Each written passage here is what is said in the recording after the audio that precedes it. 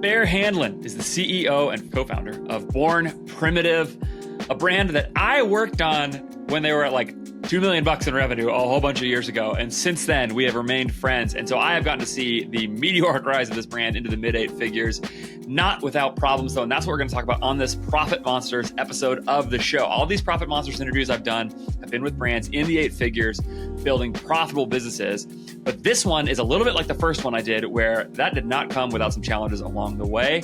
Let me take you back to the office of Bear Handlon in Virginia Beach, where Bear and I sat and talked about how things were going badly a little later when we had started working together again at some point for a shorter project, and then tell you about how Bear went from 5 million in profit to 200K in profit, back to 5 million in profit over a few years, and what the future of this business holds. Incredible apparel brand whose clothes I'm wearing this very moment, and whose clothes I've worn for a long time and have loved for a long time. Let's get into it with Bear Handlon from Born Primitive right now. Bear, we were sitting in your office in Virginia Beach, and I remember you slid the P&L across the desk to me. And I was doing like a smaller creative project with you guys, like a fewer month thing to try to get some things done, to mixed levels of success, I would say. But like at one point in the midst of me being out there and just kind of visiting the office, checking it out, you slid the P&L across the desk and you're like, dude, this is the last couple of months. And in the midst of that, you were also trying to sell the business at the time. Correct me if I can't say that publicly, we will wipe that comment, but I'm pretty sure that's okay.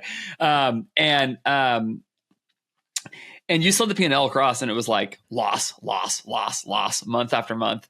It was dark. Like I remember that meeting and it was like, we were looking at it and it wasn't super obvious necessarily how to get out of it if memory serves, although I think it became obvious over more time. Do you remember that moment? Oh yeah. Yeah, I do, man. And yeah, we were in a process. We weren't going to sell the whole thing. We were probably going to sell about 20% at that time. We were under a letter of intent for a pretty good equity plus debt deal that would have, provide some good liquidity for me and my family. Yeah, we were right in the thick of it, man. March of 2023, I think Silicon Valley Bank collapsed. That threw our deal kind of down the tubes, even though we didn't know it right when it happened.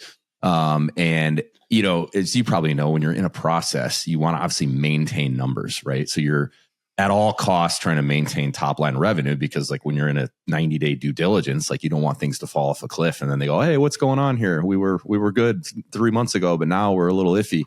So as you remember, we were being super hyper focused on customer acquisition. And I don't know if you remember our Fill the Big House campaign, yes, which for the listeners, I had a giant printout of Michigan's Big House football stadium. And I said, hey, we want to acquire 110,000 people in 2023.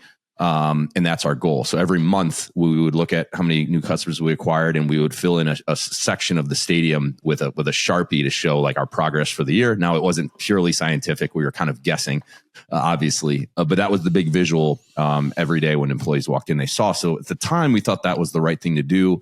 As you recall, our CAC, went up significantly. Our first order profitability dropped into the negatives for the first time ever.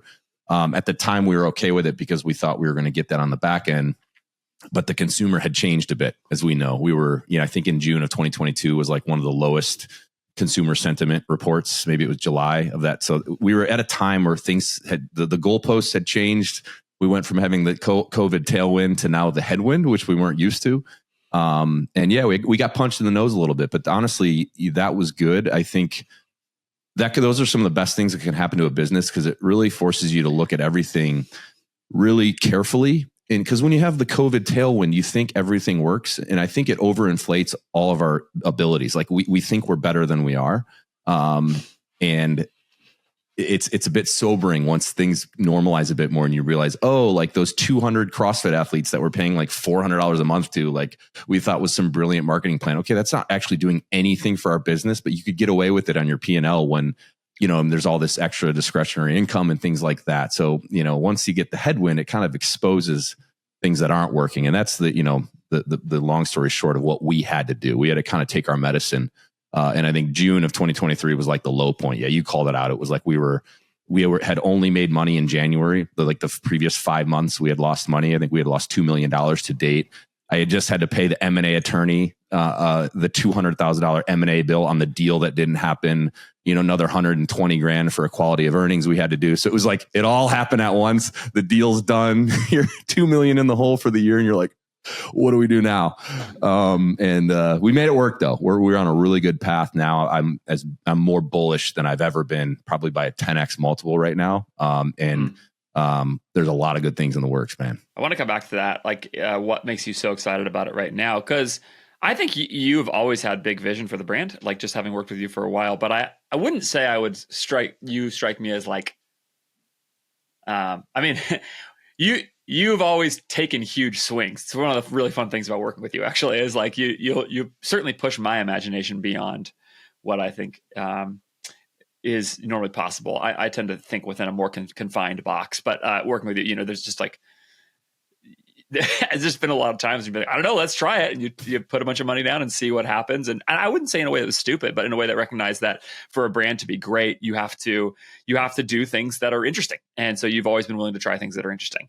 But I wouldn't say you struck me as like overly optimistic at the same time, in the sense of like, you don't go into those things going like, this is definitely going to work and generate all the money. It's more like there's some risk. So I want to come back to in a second why that happens, but I want to dig a little more into the specifics and the tactics of like the moment. So you did 5 million in profit in 22, I think you said. Yeah, a little over 5. It was about 5.5. On how much revenue do you remember? 36. Okay, yeah, great. And then, so I mean, that's really healthy. And then you while growing a bunch, okay, which is important, okay. And then you go back down to 200K in profit. So essentially, for all intents and purposes, break even by the time of the year. Mm-hmm. Backed out, and then you went back up the next year towards 5 million in profit or something like that. Yeah, a little north of 5 in 24, which isn't where we want to be, of course, but like it's absolutely a bounce back from 200K, right? In just a 1 year period. Really big bounce back. Yeah. So you mentioned one of the things right there, which was CAC. So you let your CAC get high. There's a couple of reasons for that.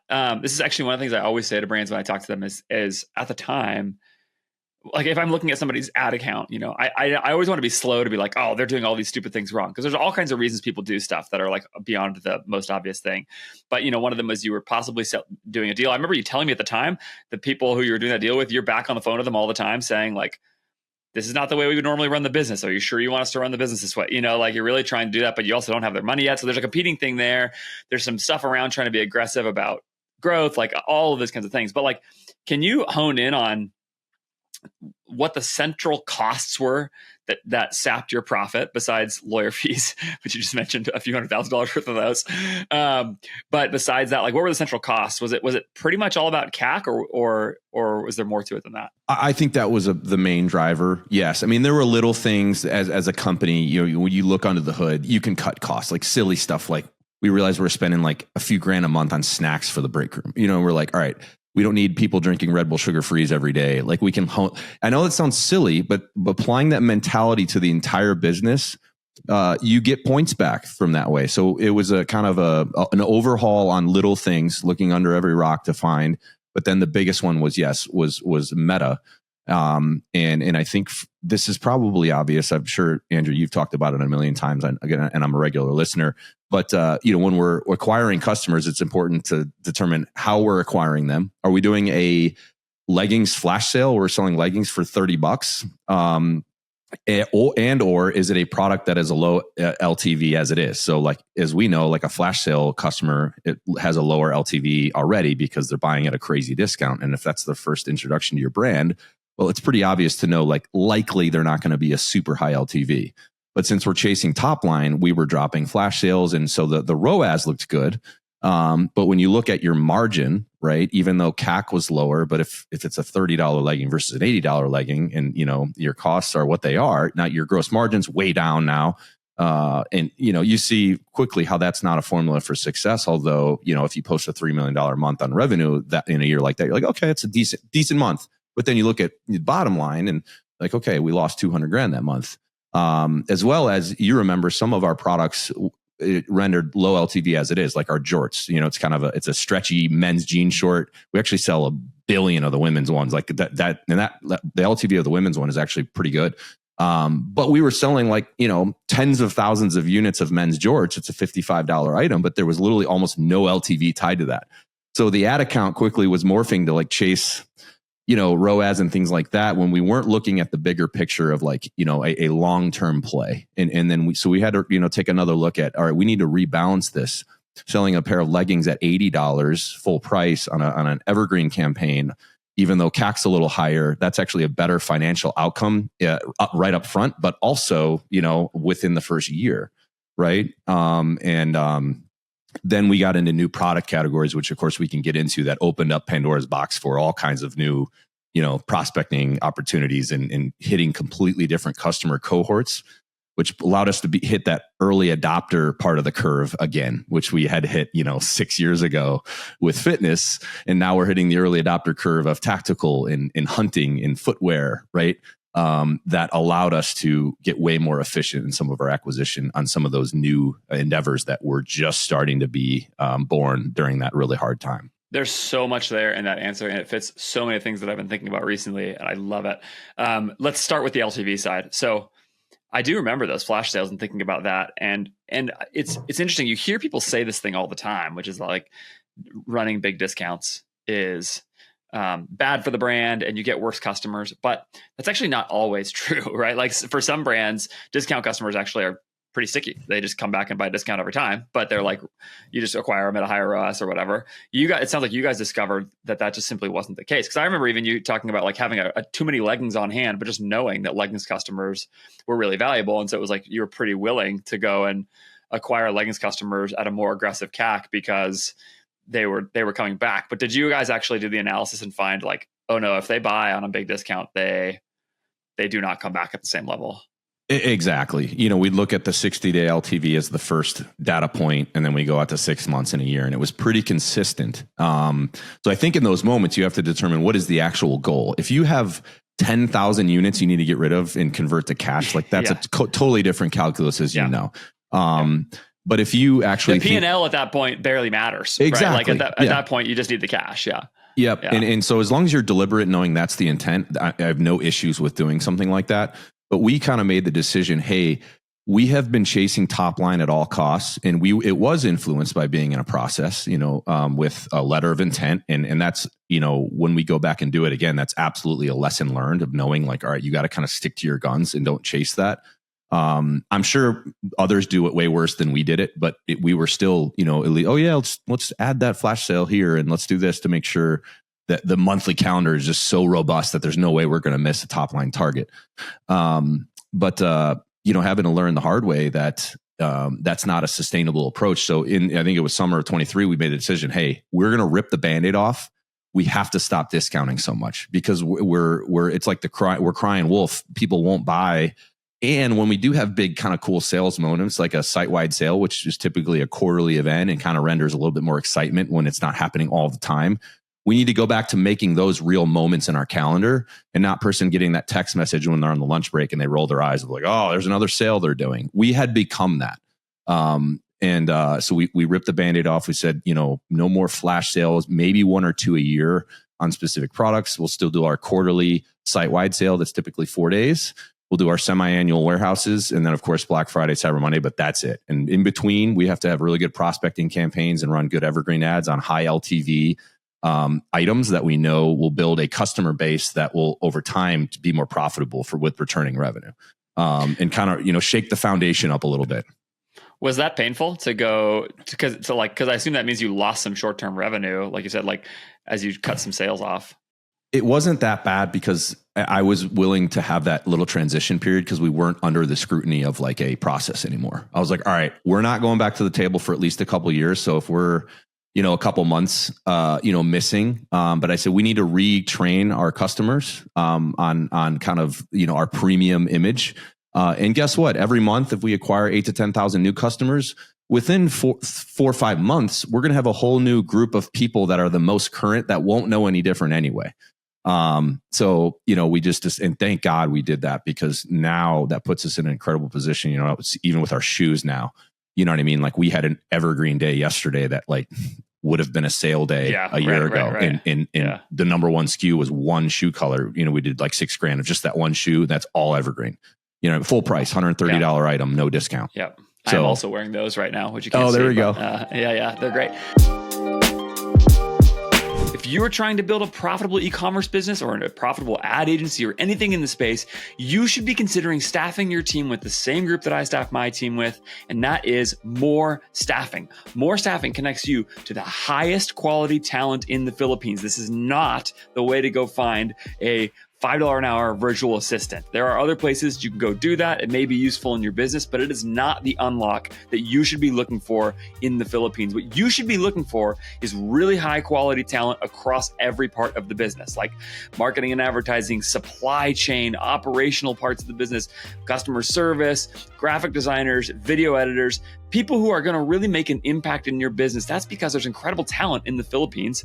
And if you just know where to look for them and you know how to properly find them and recruit them and onboard them and all those things, and that's what More Staffing helps you do. The reason they can help you do that is because they were actually born out of a D2C business in the US. They saw the impact that Philippines team members were having at a business in the US. And so the founder of that business and the leader of that team got together and said, why don't we bring this same thing to more businesses like this one? And More Staffing was born.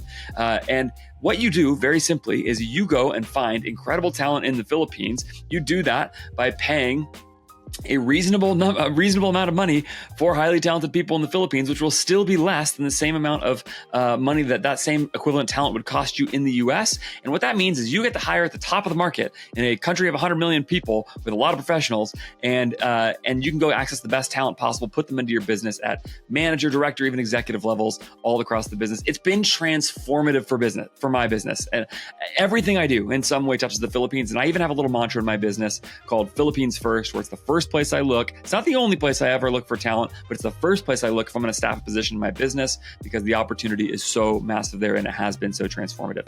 Get a conversation started today with More Staffing. There's actually no risk to you because they'll actually guarantee you a replacement for anybody who does not make it a year in your business. If they place talent in your business, they'll guarantee a replacement at no additional cost, and they will do all kinds of help to get you to recruit, onboard, train, and even provide ongoing coaching for those folks. Go to morestaffing.co/AF, morestaffing.co/AF to get started with More Staffing today.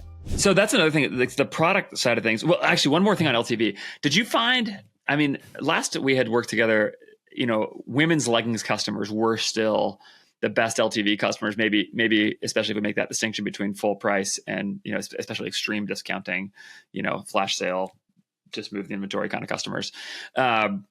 But did you find other product categories as you guys did that LTV analysis that you had been neglecting, or was any of that analysis what led you into other categories? Like I'm just curious if anything else, as you start turning over those stones, as you're losing profit in the LTV analysis, if anything else kind of bubbled up for you that you had seen. You said jorts were really bad. I remember from when we were working together, we had kind of discovered that already and already determined like we probably need to take a lower CAC on that customer. You can still sell them, but you just don't expect any LTV on them, versus leggings being a really good customer. Was there anything else that came out of that you can think of? Nothing earth shattering. A lot of the athleisure stuff like joggers did well, sports bras did well. The typical offenders like the jorts and stuff. Yeah, like you remember there was an ad, I was chainsawing jeans on the beach into jorts, you know what I mean? And I'm in jorts, and we had chainsaws and jet skis, and like that was an ad we ran one summer, and like it killed. They got like a 4 ROAS, right? But like when you look at the actual financials, we're like, all right. Then all the budget shifted to that because we're like feed.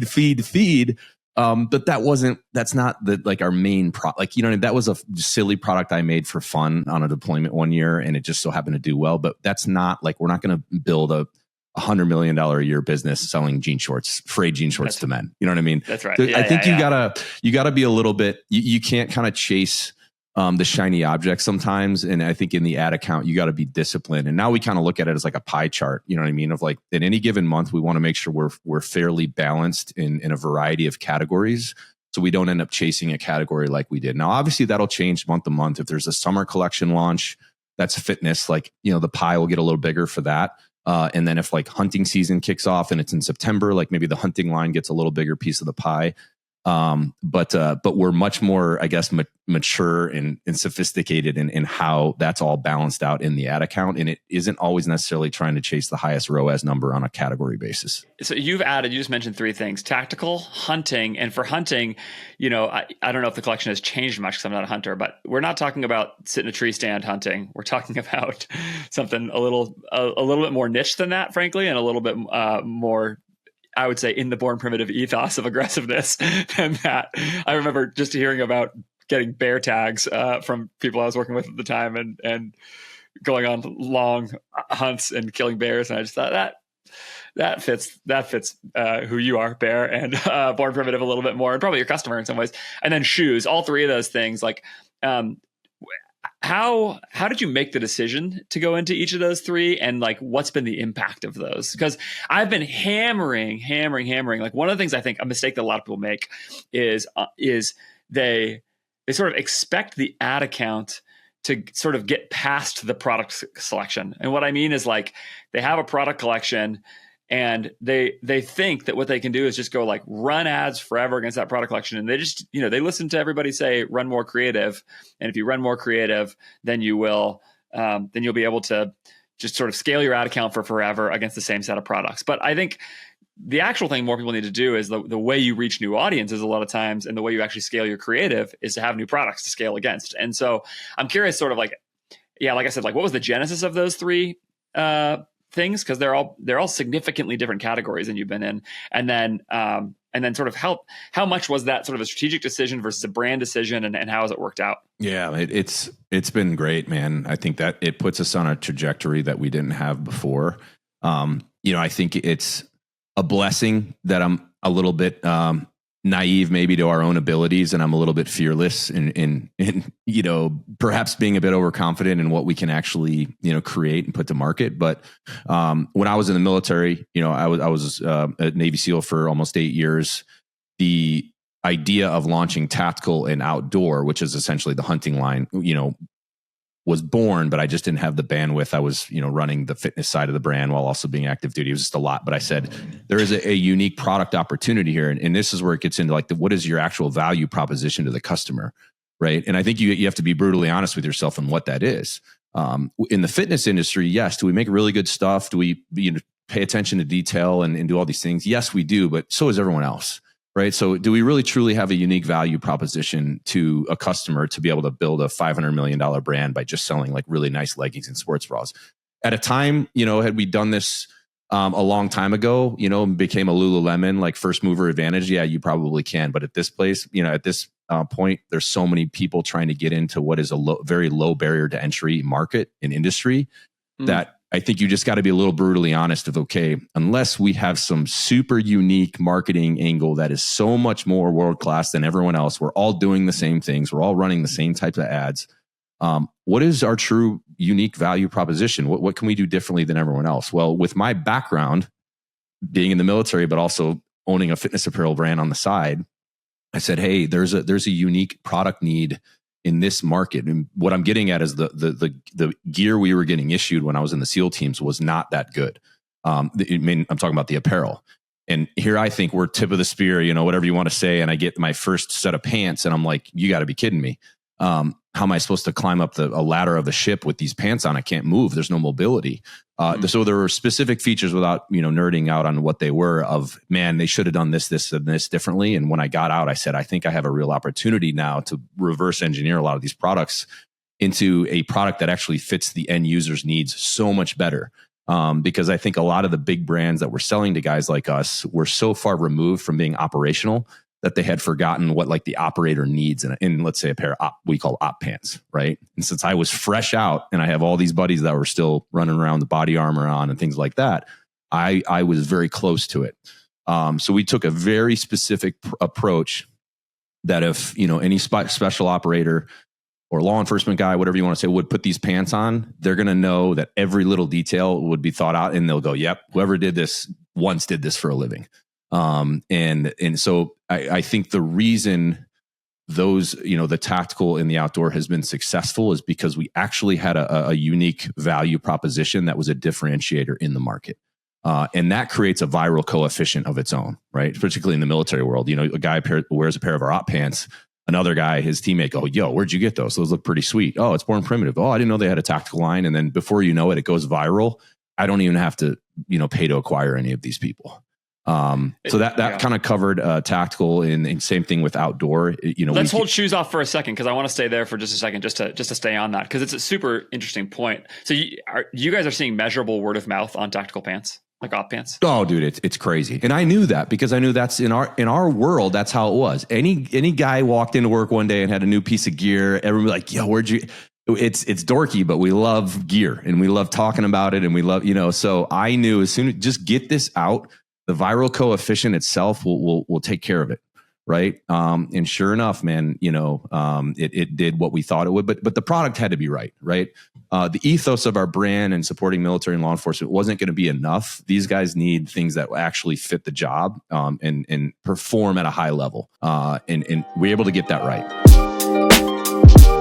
I have a client right now who I seriously think should consider lowering the prices on their product. That's not always the move people want to make, but I think there's a lot of reasons to think there's a viable solution for how to generate a whole bunch more scale and profit. I brought it up on a call today, and the founder of the business, CEO, totally open to the idea. And so what are we going to do? We're not just going to go change the price and see what happens. We are going to work it out to go test it with INTELLIGEMS. INTELLIGEMS is an incredible CRO tool because it goes so far beyond traditional CRO, changing headlines, changing layouts of pages, changing copy, all those kinds of things. What INTELLIGEMS does is help you actually test the biggest profit-driving needle movers in your business, and then measure it crucially, not just based on conversion rate, not even just based on AOV, but not even just based on revenue per session, but on profit per session. They tie into your product data so you can see how the change you are making on your site not only impacts all the baseline metrics like conversion rate, etc., but also helps you measure the actual profit of the decision. So when a situation like the one that I'm talking about comes up, we can look at it and say, oh, there's an easy way to decide this. We can run the test. We can run the price test directly on our page. We can actually A/B test the price of the products, and we can see which one actually performs better. I've done the same test with multiple clients in other parts of the business that are similarly close to checkout.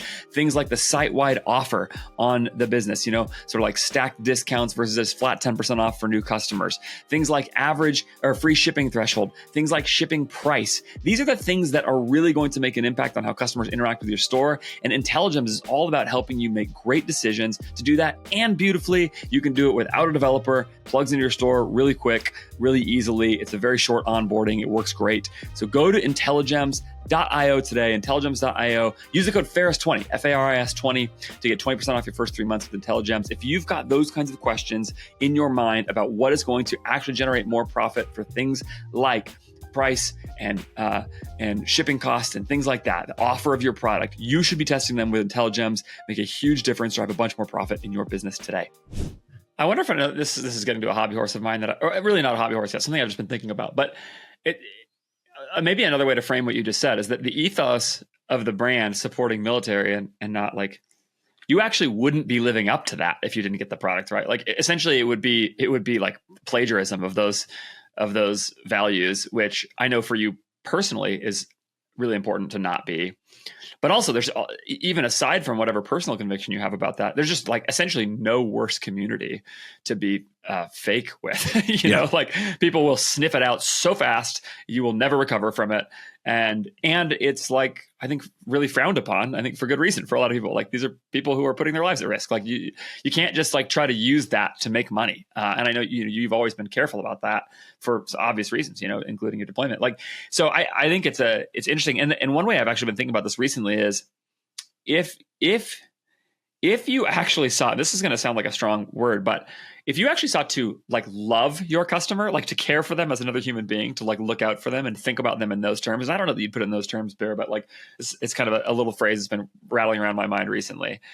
Then you would actually develop the pants the way that you just said, which is like, that's a person who has a certain need in their life. Maybe they're deployed, maybe they're not, whatever, but that they're living in a certain way where I'm going to try to think empathetically about what their life is like and what their situation is. And obviously for you, that was probably easier to do because of your, you are that person and you were that person and you were very close to it. But you sort of you serve the customer that carefully. And I really think in the whirlwind of tactical stuff, like it's actually, that's just been something I've been noodling on in general. I've been thinking about it in marketing too. Like, how do you communicate to a person as if you respect them and you're not just trying to like think of the hackiest way to sell a product to them, and sort of all of those things go together to where you really respect the customer on the other end of it, and you develop the product and you communicate to them in those kinds of ways. It seems to me that that's the pathway to making real impact, and I think you guys did that in your original line. Like, I think you were really native to the CrossFit space, and that was really important in your guys' stuff. And so you made products that people really loved and that actually fit a certain need for particularly women in CrossFit in the early days about but all these things. So anyway, I just feel like that's sort of carried through your guys' stuff and has been an important part of your story in a way that is easy to overlook. Well, yeah, I think you're getting at authenticity, right? You have to be authentic, but particularly there's some markets, they're going to sniff you out in 2 seconds. If it's a very tight-knit community, I think the tighter knit, the more tight-knit it is, the more they're going to be like, whoa, who's this guy coming in, right? Fortunately for us, as you know, we had always been, very supportive of the military first responder communities. At the time, we're active duty owned company. So like we were very easily accepted. We had donated a lot of money to those communities. So we had kind of, I guess, greased the wheels for, that type of, positive outcome. But, when it comes to authenticity, we didn't have to fake it, right? Because I'll give you a quick funny story. When we did our first content shoot for the launch of our tactical line, we wanted to kind of create an anthem launch video and get a bunch of obviously still photography showing the product in action. So we booked with a bunch of logistics. There's an airfield out in Arizona that has some helicopters and miniguns and things like that. And one of my vice presidents knows the people over there. So we rounded up a crew of, I think, 6 guys, me and some other SEALs and a couple other Army Special Operations guys. And we had, all these content scenes laid out. And we brought a bunch of guns and suppressors and all these things. And we had a film crew from LA meet us out there. We're out in the hangar. And we're, it's 6 o'clock in the morning, sun's coming up, we're out in the desert, and we're loading our magazines with bullets, right? We're getting ready to rock, and we're going to explain what the first scene is. And one of the camera guys comes up to me, and he looks down at the bullets I'm loading. He's like, "Those are real." And we all looked at him like, the hell yeah, they are. What else would we do? And he was like, "You guys are shooting real bullets?" And we all started laughing. We're like, it's got to look real, man. It's like, so you could tell this guy, because he had worked on a bunch of sets with Netflix and big scale productions. And then he brought his guys in and we're like, hey, basically there were some that just weren't tracking. We had belt fed machine guns, we had miniguns. It was all live. We had rigged up cars with explosives that we were going to shoot so the cars would blow up while we're maneuvering through the desert as an element. And to us, that was just so second nature. But there's little things that in that content, you got the rounds ejecting out the side and how you manipulate the weapon and the recoil and the sound effects, like all that matters if you're using real bullets versus blanks. And I just thought that was funny because by the end of, and you're not going to go do this and be inauthentic because your audience is going to know. And there's no actor, because, we had thought, oh, we'll have to hire guys, but then we're like, then there's going to be little things they do that a real operator will notice that, no, it isn't authentic. So, hey guys, we just need to do it because then there's no issues. We know everything is real. And that, that was just kind of funny. I just remember the look on his face when we're just jamming these magazines and he looks at the end of the bullet and realizes there's no blank, so. And at the same time, you want to say, don't worry, guys. Like, we know what we're doing with these. These are not a bunch of idiots running around with guns. Yeah, exactly. Yeah, we said, hey, just stay behind us. Here's where we're going to maneuver. But then, another thing that we were willing to do, just in that space specifically, is we were willing to put ourselves out there and do very edgy, content and creative. So, you got a bunch of tattooed dudes running around the desert shooting suppressed rifles and belt-fed machine guns and blowing things up. A lot of brands, tactical brands that we would be competing with, they didn't have the palette for that, which is crazy to me because their audience is military first responder. Yet at their corporate level, we got to tone it down. We came at little guns blazing, well, almost literally, and put out this video, and it was super high intensity, and everyone loved it. And we were actually putting guns in our ads, right? And it was working, right? And I feel like we were the first ones to do that. And it's funny, now I see the brands literally making almost identical ads to us. And I'm like, oh, I wonder where they got that from because their ads wouldn't. So I think what I'm getting at is you need to be authentic to the market, but you also need to be brutally honest with yourself of what is your actual value proposition. And I thought we did have a good actual real value proposition that could differentiate from a product standpoint. And that continues to show right now, it is to a significant degree. Do you have that video somewhere?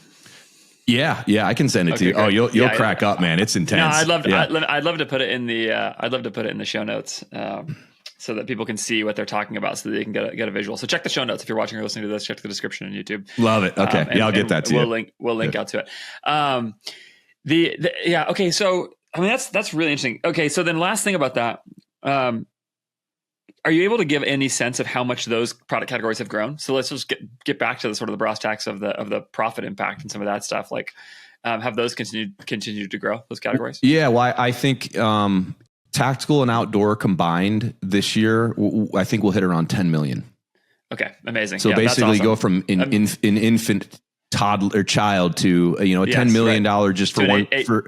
Yeah, that's pretty good, right? Because that turns into 20 pretty quick, and for sure. Yeah. So, the nice thing is the audiences overlap, because that person that is also the special operator or whatever, the police officer, there's a fitness component to his or her life, right?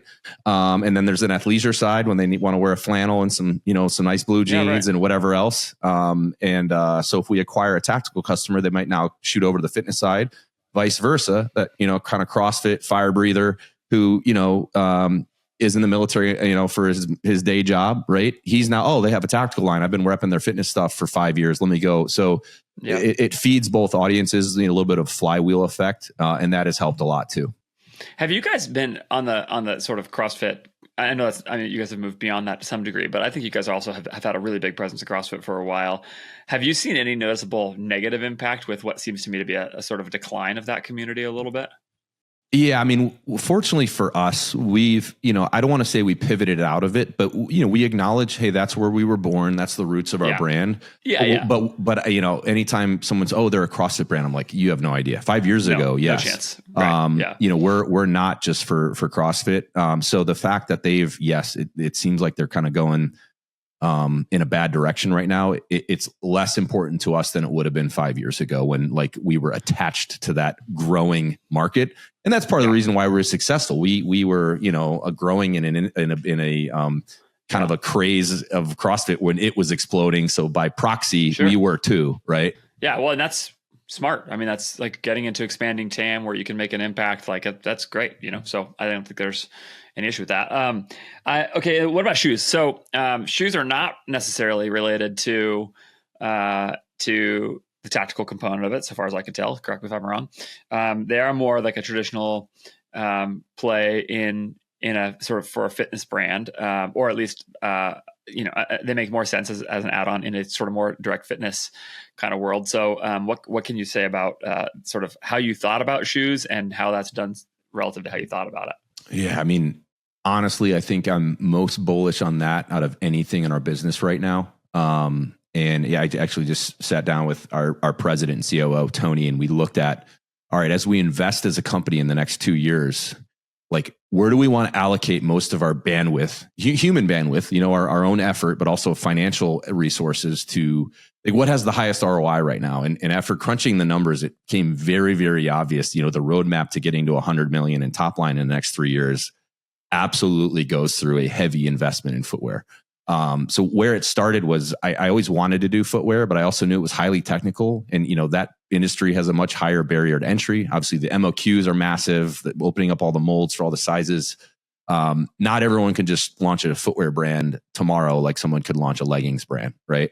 And I just, I didn't know where to start. I was active duty. I got lucky though. One of my SEAL teammates, his dad was in the shoe industry, and I ran him into the hallway one day at one of the buildings we were at. And he said, "Hey man, you should hit up my dad. Just get on a call with him. He's been in the shoe game." And I said, "Well, I've always wanted to do shoes. I just don't know where to start." Long story short, they are highly reputable. They got a bunch of shoe engineers on staff, and we got linked up with them, and we started the development of our Savage One training shoe. And once again, that was from me living in that world my whole life and saying, all right, if I were to build the perfect shoe, how would I, design it? What would be the specific features? And we worked through it. And LTV, AOV, all these things it just stacks the deck in your favor. When you go from selling, things that are, on the high end, $80 to $90 to you have a $130 item with net 90 payment terms on it. That starts to become a pretty good way to be doing things. So you have net 90 terms with your manufacturer? It's crazy. 0 upfront, net 90. How is that possible? Well, I got to give Mal credit on this one. She negotiated that. Yeah, we started net 30, but I told them, Mal and I told them, hey, after the first order, we expect that to go up, and then we got it to net 60. And then a couple more orders. We said, hey, we're going to the moon with this thing, but we need you to work with us. The better your payment terms, the more aggressive we can be on our orders, because we know we'll convert that cash. I remember there was one order, we pre-ordered the D-Day edition shoes, and that launched on May 30th of last year. And they didn't deliver until, because it was pre-order, I think late October. And then we didn't owe payment until 90 days after that. So we, sold, I don't know, it was a high number of dollars in shoes, and we didn't owe that until like the next year. So how's that for a conversion cycle? So that helps. That is unbelievable. Yeah. I mean, that's fascinating. I mean, did you negotiate net 90? Did you move towards that as opposed to taking a better price on the shoe or something like that? No, it really didn't affect price at all. We kept the same price. So you were just able to get your manufacturer to see the vision that you guys saw. That's what it sounds like. And they, because this is something I think people don't understand. Like, manufacturers are volume businesses. They are volume businesses. And so if you can show them there's a viable pathway to you generating volume, how can you help us, especially in places where they have access to better credit than you, which is a point that Meta Bogle points out that many places in the world do, then you can actually help them to see, like, look, it's good for your business if you can help me on this thing. This is like the hardest part for the retail business ultimately, and sometimes maybe not the hardest part for the manufacturer. And that's it sounds like you were just able to show them, hey, if you can do this, then we're going to order a whole lot of shoes from you. Yeah. And it was cool, man, because when you talk about the shoes and tactical and outdoor, there was a time where I would look at what are our top 5 products. And 4 of the top 5 in 2024 were products that didn't exist a year prior. And that puts you in a really good position, especially when all of them are doing really well. It was our men's and women's Savage 1. It was the men's Op Assault pant, and it was the men's Frontier pant, which is a hunting pant. And then coming in at number 5 was the Your Go-To Leggings 2.0, which you remember, right? So had you looked a year before, none of those products even existed, right? And since those all have, so it's been crazy, man. We had a really good evergreen day yesterday, and the top 10 products, all men's and women's Savage 1s. How crazy is that? Right. Incredible. And do you have, so what's the plan for shoes from there? Oh man, we're excited. We have, so we have the high top Savage 1 coming out, which isn't a huge, innovation, but a lot of people wanted a high top version. So we developed that. We have a barefoot trainer in development. We have a running shoe that's pretty much done. We have a tactical boot called the Patriot 1 that will launch in Q1 of next year. That we're on like the 12th prototype. It's going to be incredible. I think that'll do massive volume. We're working on a barefoot hunting boot and also like a lifestyle sneaker, kind of like a Vans Nike kind of skateboarding style shoe a little bit. But so the lineup for 26 is absolutely wild. I'm looking at our marketing calendar. I'm like, this is going to be crazy. And a lot more colorways of the Savage 1. And then Savage 2 is in development, right? So that'll probably be like late 26, maybe. But we think we're ready for a sequel on it. We'll keep the Savage 1 for sure. We're not going to do what Reebok did and do a new Nano every year. And then every other year it sucks. Sorry, it's just my opinion, but it's 100% true. Yeah. No, there was a couple of years of those that they're awesome, and a couple of years of them they suck. Yeah. So just on the footwear calendar alone, and that's why when Tony and I were looking at kind of, all right, where can we invest heavily right now? It was so obvious that footwear, we want to get to the pathway where, within a couple of years, 65 to 70% of our revenue is all footwear. And that's crazy. Unrecognizable to what we've been in the past. Right. And it's a good development. Like I said, the payment terms are great. That it just does really well, man. We have a really good way of prospecting with them. We have some cool creative that we just swap out the colorway and like the background color, and we just rerun the same ad, and it just consistently does well. The product is the creative. Yeah. And that's why getting it right. And, this is probably obvious, but when we were doing footwear, we had to go through a few more prototypes, and I said, guys, this is not something we can mess up. We can't put out an average shoe. We have one shot at this, because we have to have credibility. If the Savage 2 won't happen, if the Savage 1 is mediocre. Hey, let's do that next sample that's going to delay a launch by 8 weeks. We have to, and I want to, we need to fine tune every component. And I'm so glad we did, because once you have the product right, all the downstream effects on that are significant. Same thing with our hunting pant, our assault pant. It's, I was glad we had that kind of patience to say, no, until it is 100% ready to put our logo on it and we're proud of it, we can't do it. We now make that the gold standard. To tell you a quick story on the Patriot One boot. Please, yeah. The Patriot One boot, man, we went at this so hard from every little detail, because we realized, all right, the special operations guy is going to be the one likely wearing this on the job. Every component of this shoe has to be perfect. And so we skydived with it. We put it over fins in the open ocean. We ran with it. We worked out with it. And on the interior of the shoe is a fast rope a fast rope pad. So when you fast rope from a helicopter, it doesn't burn through the shoe. We got these abrasion tests done. It outperformed the competitor shoes and all that. But we said, all right, that's not good enough. We need to go rent a Black Hawk helicopter. We're going out to Tennessee and we're going to fast rope for real with full gear, body armor, rifles, the whole thing. So we had a Black Hawk for 4 hours in Tennessee, and all we did was fast roped with me and the other guys that did it for a living. And we validated, because what happens is you can burn through that strip. I've done that in real life. By the time I hit the deck of a ship, both of my outsoles were burned all the way through to my feet. It was a pair of Nike boots, right? So I've been that guy where it didn't, and then, for the next 2 hours, I'm stomping around with no midsole or outsole on my shoe, on the middle of my shoe. Another little feature with the outsole, we were wearing it around Born Primitive headquarters. We realized it was a little squeaky. So we got a few of us and we went down a hallway as if, a group of Navy SEALs would down a hallway in a real life scenario, going through a Target, and we realized this is too loud. So we went to Vibram and we said, hey, we need you to make us an outsole that doesn't make so much noise, because, this job requires a little bit of sneakiness, right? Especially middle of the night, maybe going through a place that they don't know we're there yet, right? So we got 4 more outsoles sent to us. We tested them all out. We went down the hallway, found so it's little tiny things like that if you get it wrong, you're dead in the water. But if you get it right, the guys that are the end customer are then going to be, they will be your viral coefficient for you, right? Because they're going to wear them. These are incredible, blah, blah, blah, blah. And there you go. Now you're set up for success. Now the hard part is done. Now you get to do the fun part. Now you get to start to market it and do prospecting and just getting it out there and seeing your handiwork play out. So I just provide that as one example of how we have to approach product development now, because it has to be good.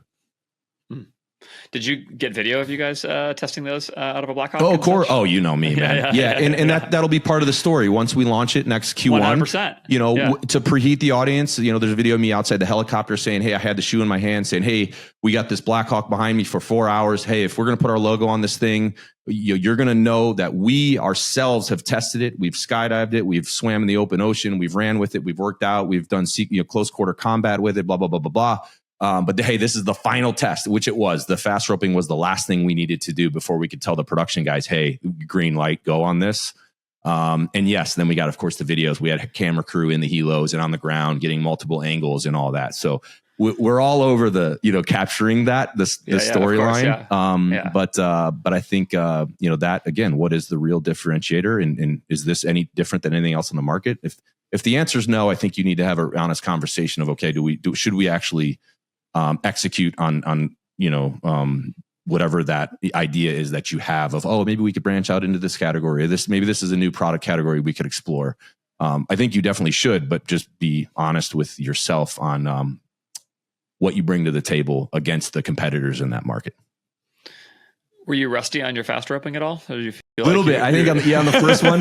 Yeah. And it was, it's, you can definitely screw it up. But it's also like, kind of like riding a bike a little bit. So it went okay. No one got hurt. Thank God. Okay, good. Yeah. Doesn't come up probably quite as often in running an e-commerce business as it used to in your old job. So exactly. Yeah. Yeah.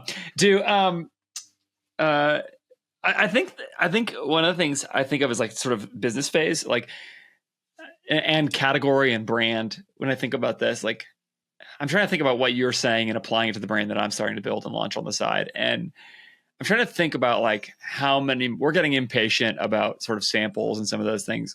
And one of the questions for me is like, should we keep going with another round of sort of samples and that sort of thing, or should we just get it launched and find out kind of what the response is?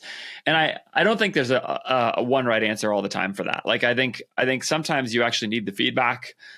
Your brand is too small and unimportant to have like the kind of negative feedback that's going to like destroy you for forever. And sometimes it's just like helpful to get into the market and see what people do. Other times, I think, especially for brands like in your case, where it's like it's much harder to move a mid 8-figure ship than it is to move a mid 7-figure ship, for example. And at that point, like in the earlier days, like taking a bunch of shots might be the way forward. Whereas in the later days, especially again in your category and some of those things, like it is all about the authenticity component. Obviously you don't want to launch like a crap product at any stage of the business, but it's interesting to think like about sort of how that mentality plays out at different stages of business. I don't know if you have any thoughts about that. Yeah, that's a tricky one, man. I always kind of smirk and kind of laugh when I think about this is like, if I had to restart, if I had to launch a totally new business, let's say I sold Born Primitive or whatever, and I had a year to kind of chill out, and I just wanted to launch something new because I know I won't be able to sit still. How I would do it differently. And I kind of use the analogy like, imagine you tried to build a house from scratch the first time without having any trade skills, and you had to just watch a bunch of YouTube videos on like how to set the foundation and frame a wall and like electrical and all these things, and you literally just made every mistake. You eventually figured out how to build it, but it took you 10 years, and it's kind of built on stilts.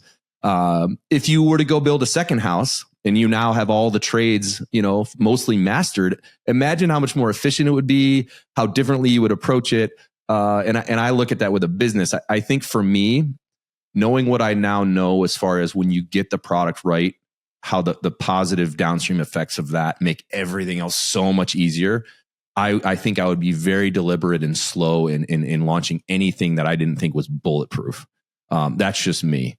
And just because, man, we've done it before. We're like, yeah, this is a good product. Like, let's go, but it's not great.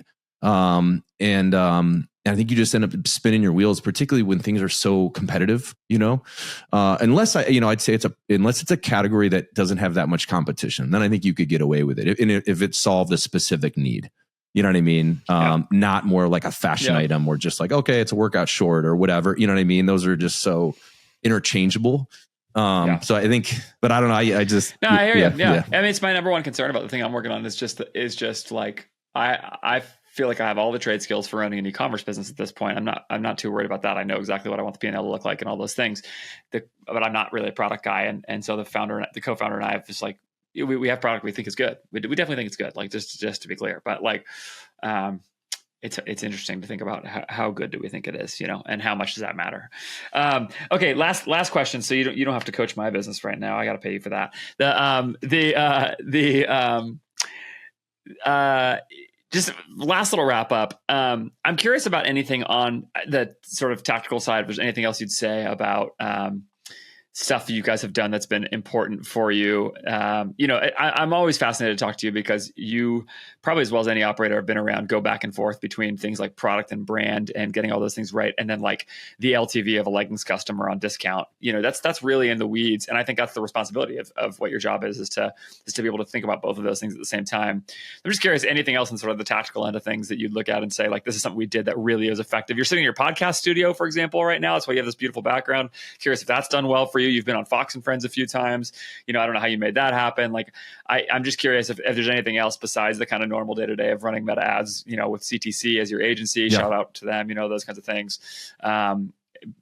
Anything else sort of tactically that has mattered for you? Well, I think a couple dorky tactical ones. We'll do a Meta one real quick. I'll tell anyone who's running a business to do this. In March of last year, and Taylor and I joke about it now, but it was like I realized at the end of 2023, we looked at our percentage of ads like sent to like existing customers, and it was like 2%. And I was like, I almost had a heart attack. I'm like, wait a second, how did I not know this? Why are we not marketing more to our existing customers that we just paid $60 to acquire? And where we landed, even though there was some disagreement at first, and again, now Taylor will kind of, we joke about this of like, you know, I was right, but he is way smarter than me, and he's been right way more times. So I have to get the one win and tell everyone about it. Own that. It's always good to tell Taylor that he's wrong. So we modified the exclusions. We said, all right, because I said, listen, someone might not be following us on Instagram. If they do, they probably still won't see it. They might not be subscribed to our email or text list. Even if they do, they might not see it. So like if we launch a summer collection, all of our existing customers need to see that, right? Like what do we even, how is that not SOP? Or even evergreen campaigns. So what we did was anyone that is outside of 110 days that has not purchased essentially becomes a new customer, right? That change alone changed our account overnight. And I think it actually helped the algorithm with Meta to figure out like who they should go after. That's an actual new customer, not, you know what I mean? Because it puts those people back in the kind of, you know, the place you could mark, you know, kind of prospect to.